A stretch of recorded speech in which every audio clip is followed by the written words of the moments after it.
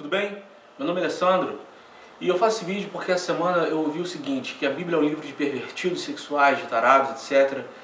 E eu acho que na verdade as pessoas estão querendo saber o seguinte, qual é a relação de santidade que a Bíblia diz ter e com tantas relações sexuais ocorrendo todo o tempo.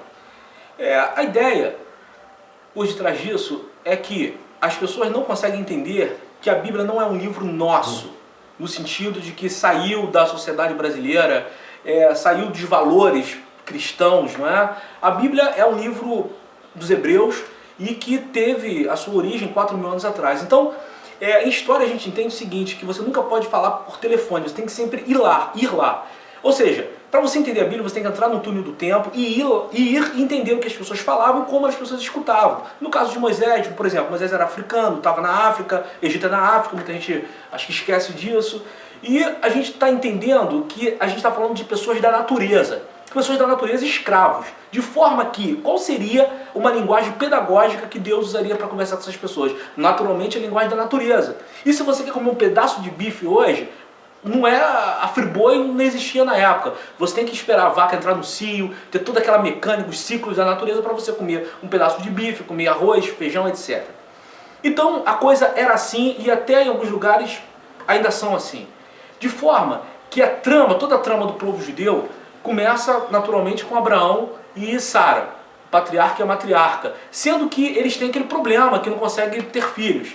E Deus, antes de curar, dá o quê? A circuncisão. Todo mundo sabe disso. E a circuncisão é um pedaço de pele que se arranca do pênis.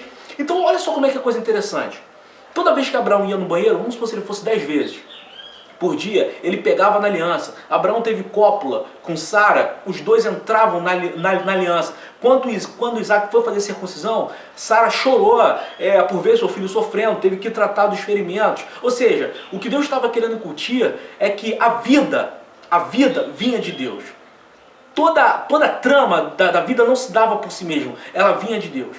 De forma que só aqui a gente já desconstrói a ideia de que nós estamos falando de pervertidos sexuais. A gente está falando de uma idade mental, de como as pessoas lidavam com a questão da vida naquele momento. Uma outra questão que é bem interessante é a gente falar de vida econômica.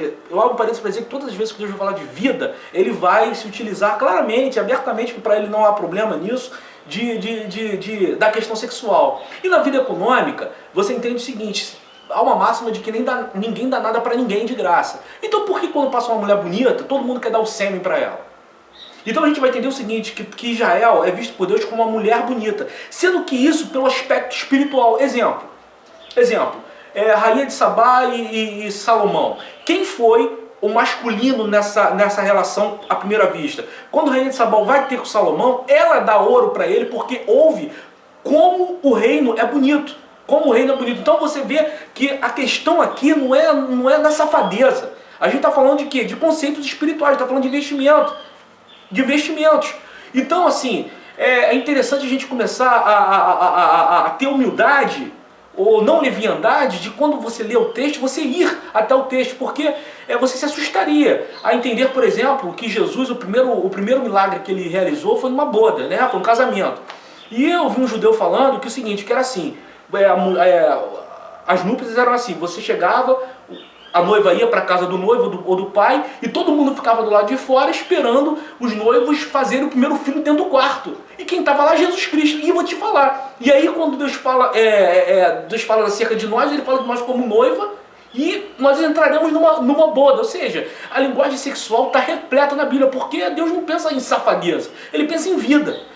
Que isso possa te ajudar, em nome de Jesus, amém.